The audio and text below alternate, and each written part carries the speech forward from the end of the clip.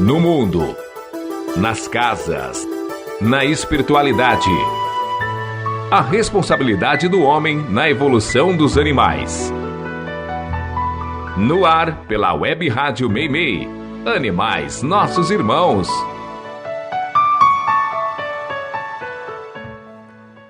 Olá, amigos ouvintes, mais um programa Animais, Nossos Irmãos, nosso 8º programa. E aí, estão gostando? Para aqueles que não conseguem ouvir ao vivo, todos os programas estão disponíveis no YouTube e no Spotify. E agora você pode ouvir a hora que quiser. Você com certeza já ouviu muito falar em exploração animal, mas sabe exatamente o que significa? Explorar não é só usar o animal fisicamente falando. Há muitas pessoas que usam o nome dos animais para se promover e ganhar dinheiro, seja em campanhas políticas ou em redes sociais.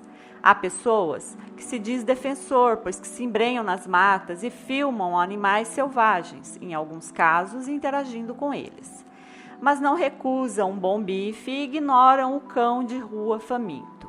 Isso não é ser defensor, isso é embarcar no bom momento que vive a causa animal séria.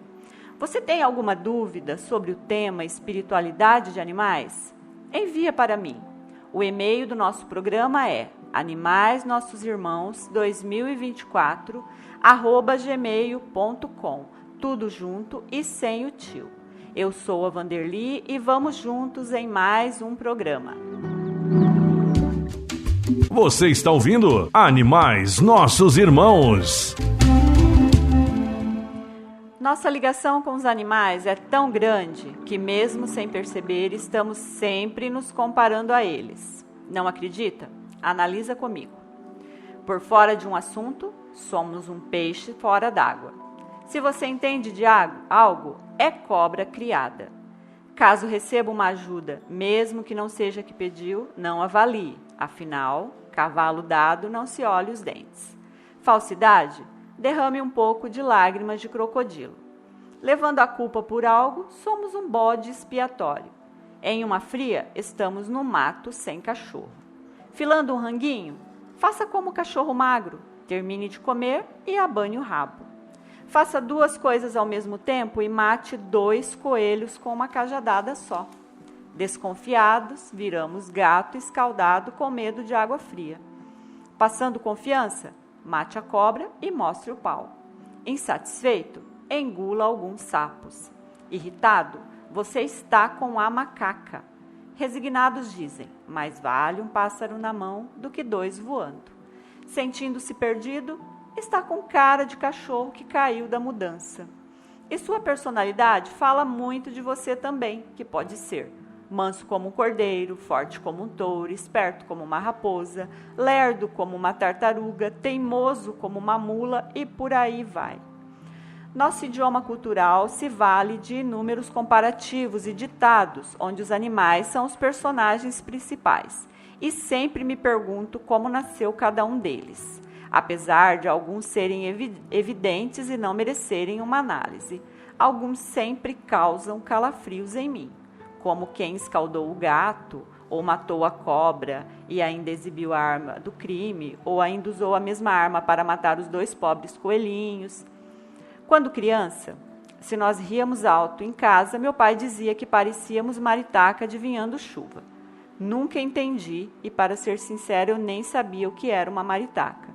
Hoje, quando eu ouço a algazarra que elas fazem em dias de chuva, sempre sinto vontade de rir. Os animais sempre foram a matéria-prima para a nossa cultura, seja no cinema, nos signos ou em expressões do dia a dia. Muitos povos viam em alguns animais divindades, e até hoje, de um canto a outro do mundo, um animal é escolhido para ser reverenciado como Deus. A verdade é que a raça humana ainda é extremamente imatura, e entre matar e endeusar, não entende que cada animal, não importa a espécie, deve ser tratado com respeito e carinho. Não tem como excluir os animais de nossas vidas. Eles estão em tudo, até mesmo nos comentários que nem percebemos, estereotipados no dia a dia. Eu estou sempre analisando quando me pego dizendo coisas tipo, que burro, deixa de ser um asno, para de ser estúpido, seu cavalo. Esses termos ofensivos comuns que aprendemos ainda no berço, mas que nada condiz com a verdade de um animal, que mesmo sendo um burro, pode ser mais inteligente que muitos humanos. E o cavalo? Quem disse que são grosseiros? São seres adoráveis, que ajudam e aceitam a estupidez humana, levando o nome por elas. Encerrando esse assunto, um trecho do livro Animais, Amor e Respeito, de Eurípides Kiel. Vamos ao trecho. Prudente será sempre analisarmos a bênção divina da vida, respeitando-a em todas as suas manifestações. Sem dificuldade, concluiremos que a presença dos animais no cenário terreno não é fruto do acaso. Diz-nos a doutrina dos espíritos que os seres inferiores da criação são criaturas em árduo processo evolutivo. Diz mais, cada espécie é alocada por Deus em classe e alojamento adequados. Eis que o mundo é escola e hospedagem temporárias para todos os alunos que aqui aportam repetidas vezes. O Espiritismo considera os animais como filhos do mesmo Pai, Deus. Daí, preconiza que os homens, sendo-lhes irmãos mais evoluídos, devem-lhes proteção, respeito e amor. Isso porque registra que nós, humanos, viemos dos reinos inferiores, no incessante movimento pendular das vidas sucessivas, ora encarnados, ora desencarnados, sempre progredindo e adquirindo virtudes. O ouvinte quer saber.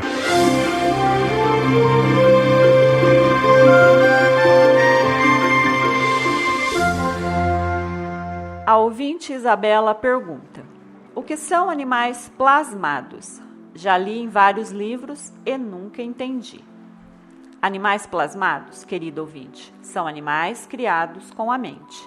Eles não possuem espírito, são apenas decorativos.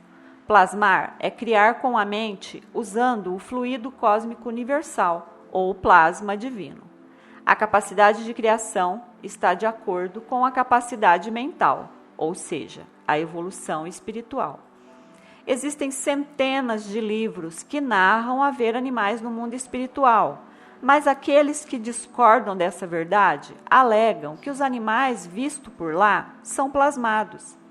Existem, sim, inúmeros locais onde se plasmam animais, apenas para dar um toque bonito ao lugar, pois que os animais de verdade não são enfeites decorativos e possuem sua trajetória evolutiva que não inclui ser objeto de entretenimento. No mundo espiritual, os animais são respeitados e sua evolução levada muito a sério. Sendo assim, quando se precisa de animais, por quaisquer que sejam os motivos, quem pode, os plasmam. Criam animais que não possuem espíritos, que não reencarnam e que estarão sempre lá embelezando o local, mas sem ir contra as leis de evolução. Nos mundos inferiores, os chamados umbrais, existem animais que são plasmados também. Não são bonitos, pois que a condição mental dos que por lá governam não é elevada, e eles produzem o que conseguem dentro de suas limitações. A verdade, amiga Isabela, é que estamos longe de conhecer na íntegra tudo o que acontece além da nossa realidade física. Mas basicamente é isso. Animais plasmados são animais falsos. São como aquelas imagens de inteligência artificial que usamos tanto. São lindos, mas não são reais. A ouvinte Aline pergunta: qual a idade de um espírito que já atingiu a humanidade? Quando ele foi criado, é possível saber? Não, Aline, não é possível saber, mas é possível, e muitos já fizeram, algumas suposições.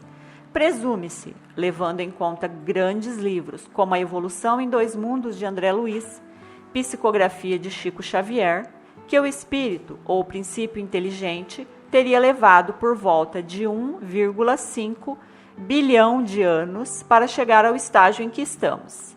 Mas isso são só suposições, pois que ao adentrar o período da humanidade, quando a razão passa a comandar a evolução, entra em cena o livre-arbítrio de evoluir.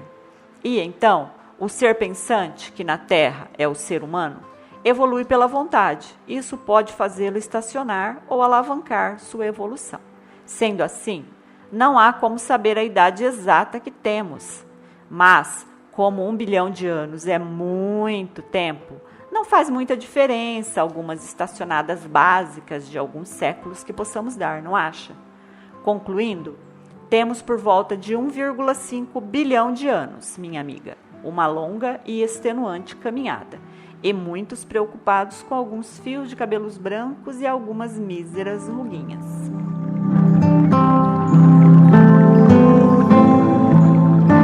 Mais uma pergunta de um ouvinte que não se identificou. A raça de um animal influencia na sua índole? Um espírito animal que já é bem manso pode ficar feroz e nascer como Pitbull ou Rottweiler? Uma pergunta que eu mesma já me fiz e busquei pelas respostas anos atrás.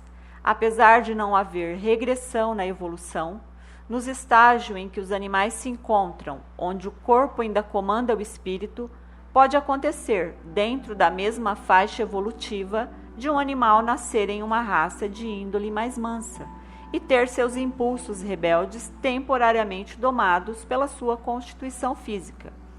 Da mesma forma que um cão que nasce em meio às raças agressivas terá seus impulsos genéticos como predominantes, ou animais machos que possuem instintos mais agressivos que as fêmeas, devido à produção de testosterona.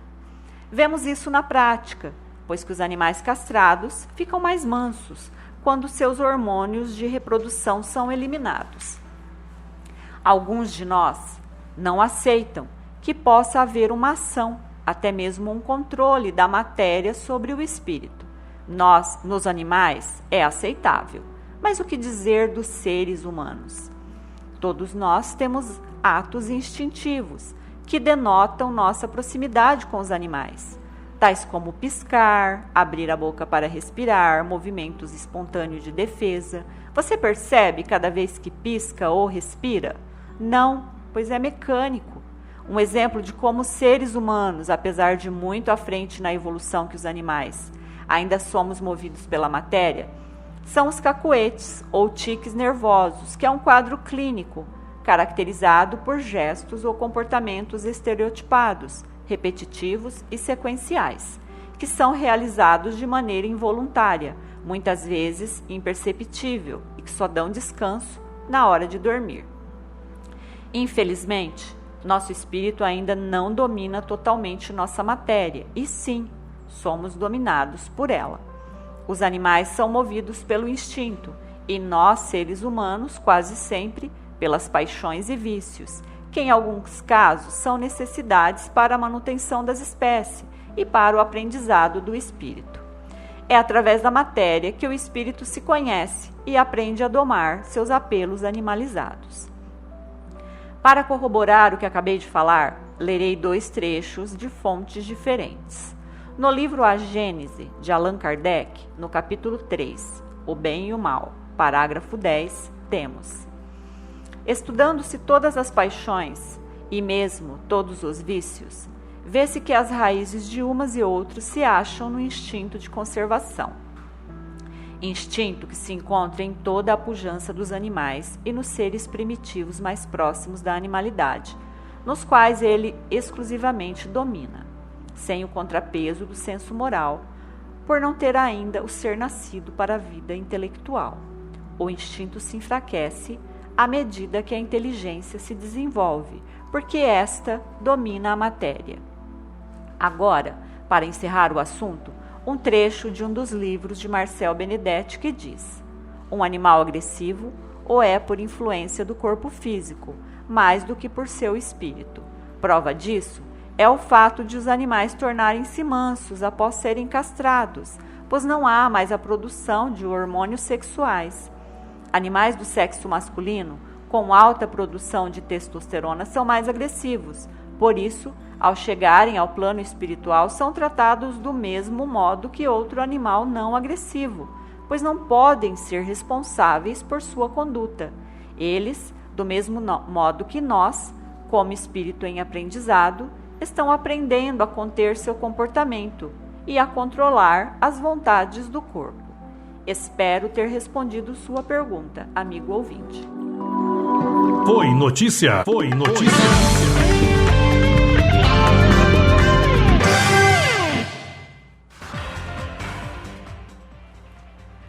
Capivaras são umas fofas, não são? Não é à toa que viraram memes em redes sociais e assunto de muitos youtubers. São uma versão gigante dos porquinhos da Índia e inspiram muito carinho. São protegidas por leis e o Estado é obrigado a garantir a preservação desses animais. Sendo assim, matar uma capivara é crime e pode dar cadeia. As capivaras são animais semiaquáticos, herbívoros e vivem em grupos. São animais mansos e tolerantes, que convivem com outras espécies. Elas vivem em regiões com água, como rios, lagos, pântanos e manguezais. Recentemente, foi notícia na Argentina as capivaras totalmente verdes. Vídeos mostram os animais saindo da água completamente cobertas por uma grossa camada de gosma verde, semelhante à tinta. A cena inusitada logo viralizou nas redes sociais, levantando especulações sobre a origem da coloração. Inicialmente, suspeitou-se de tinta ou contaminação química, mas especialistas esclareceram que o fenômeno é causado pela proliferação de cianobactérias, um problema ambiental agravado pelo calor extremo e pelo despejo de resíduos industriais e agrícolas nas águas. Tendo como agravante o aquecimento global, a cada ano, o reservatório da represa de Salto Grande, na fronteira entre Argentina e Uruguai, local onde o fenômeno das capivaras verdes ocorreu, enfrenta a floração descontrolada dessas microalgas. As cianobactérias contêm clorofila, o que lhes dá a coloração verde e permite que realizem fotossíntese, e o fenômeno é conhecido por formar tapetes verdes sobre as águas. As microalgas já foram detectadas em praias e algumas dessas praias interditadas, pois que podem causar problemas gastrointestinais de pele e até mesmo danos hepáticos em seres humanos. O caso das capivaras verdes na Argentina não é um exemplo isolado de como alterações do clima afetam os animais. No ano passado, capivaras com pelagem dourada foram registradas no Pantanal e em parques de Cuiabá. Nesse caso, a mudança de cor foi atribuída à seca prolongada e à intensa radiação ultravioleta, que danificou a pelagem desses animais. Capivaras verdes, como o nome sugere, nada tem de belo ou fofo, pois que isso é um alerta ambiental, um alerta do que estamos fazendo com nossas águas. Foi notícia.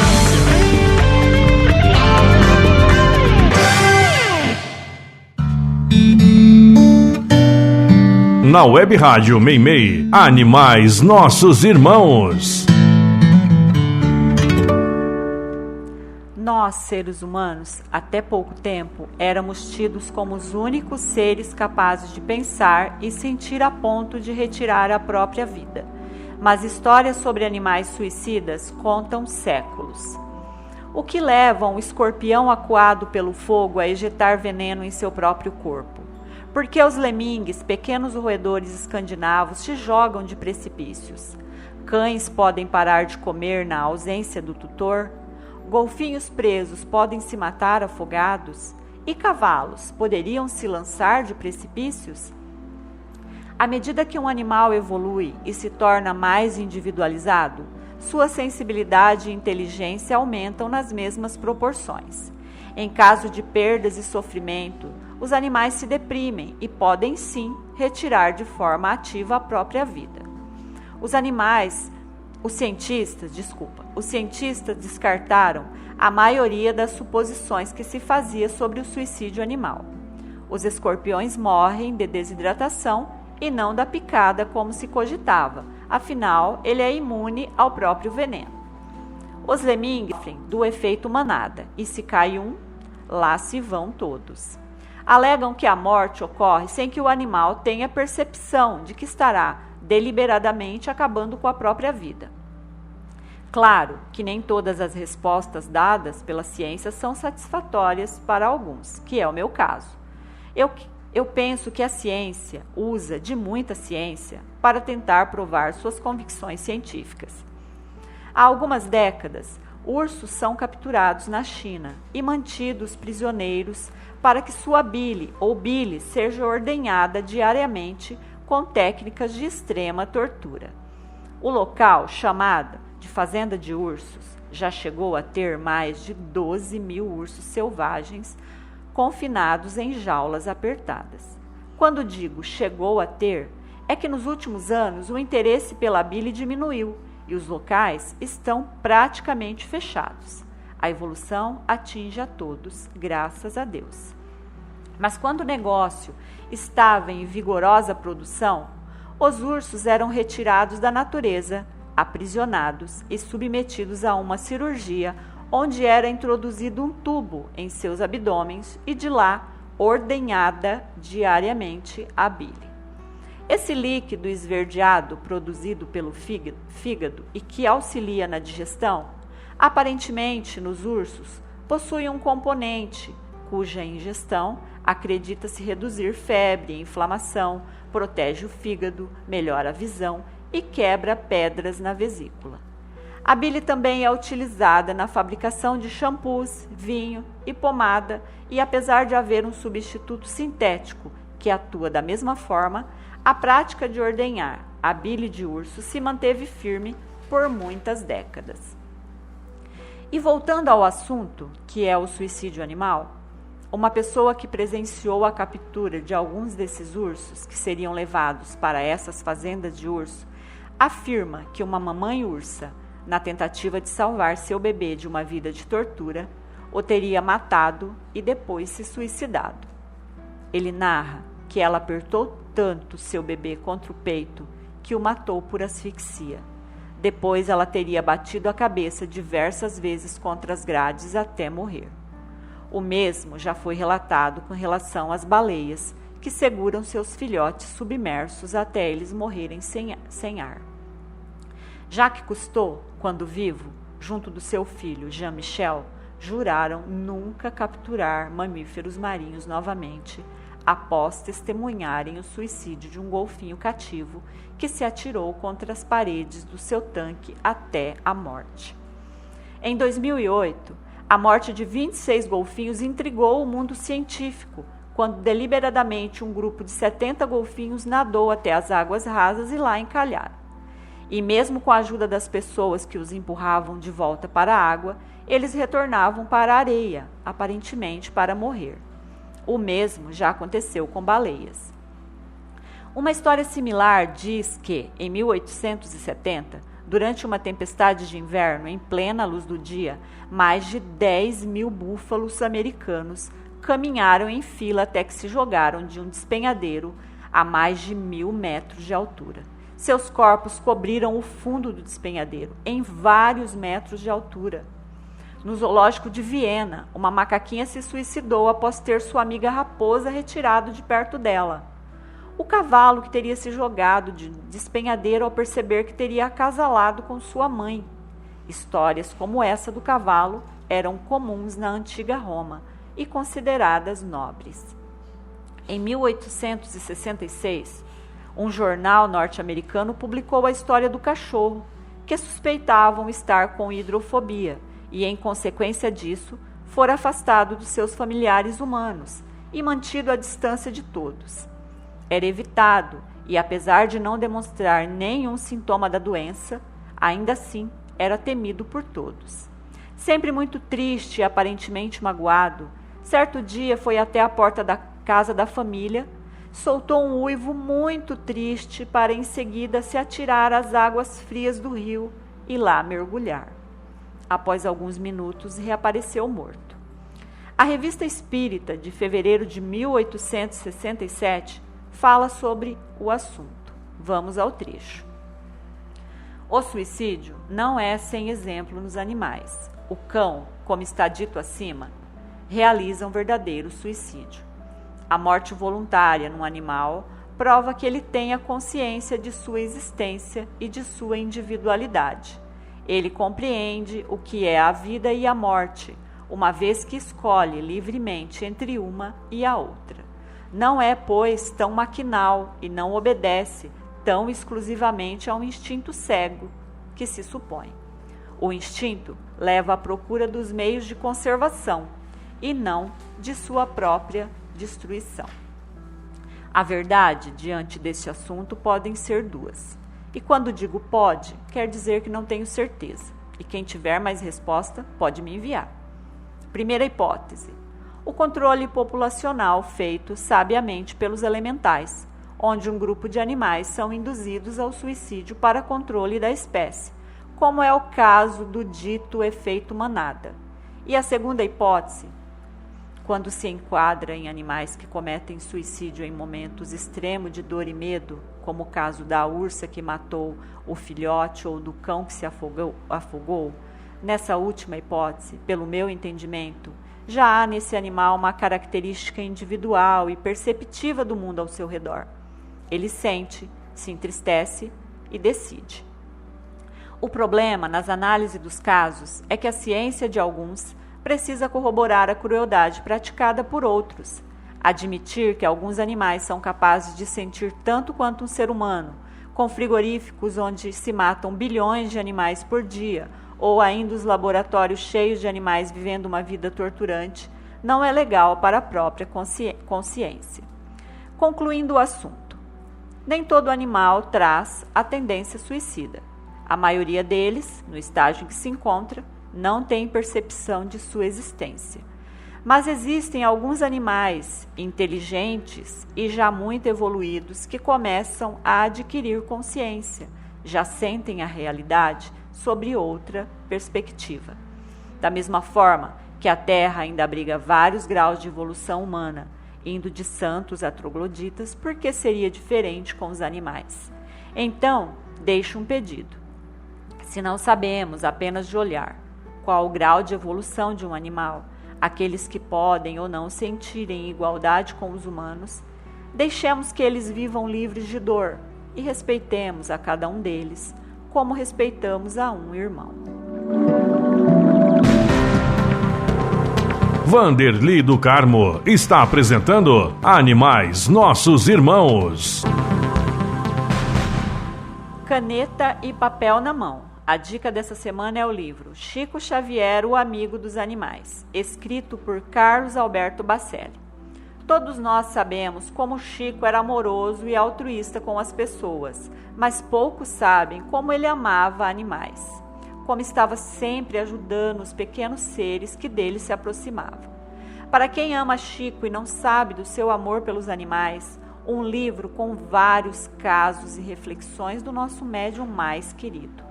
Vale a pena ler. Repetindo, Chico Xavier, o Amigo dos Animais, escrito por Carlos Alberto Bacelli. Você sabia? Você sabia que o peixe palhaço pode mudar de sexo para cuidar de seus filhotes? Se você assistiu a Procurando Nemo, deve ter percebido que o pai é super protetor, quase como uma mãe, não é? Bom, não foi por acaso a forma como os roteiristas abordaram a adorável animação que cativou a todos. Os peixes palhaços nascem todos machos, mas ao longo da vida, pela necessidade de reprodução, eles se adaptam e alguns deles transformam-se em fêmeas. E caso essa fêmea venha a morrer, o que antes era um macho também se transforma e assume seu papel de mãe para cuidar dos filhotes. Viu como a animação faz todo sentido agora? Eles não são apenas bonitinhos. Peixes palhaços são animais incríveis. Mais um programa chegando ao fim. Obrigada a todos que estiveram comigo. Que Jesus os acompanhe em mais essa semana. Que o amor de Maria acolha a todos os corações sofredores. E que os bons e incansáveis espíritos cuidem de todos os animais. Uma boa semana a todos, fiquem com Deus e até o próximo programa.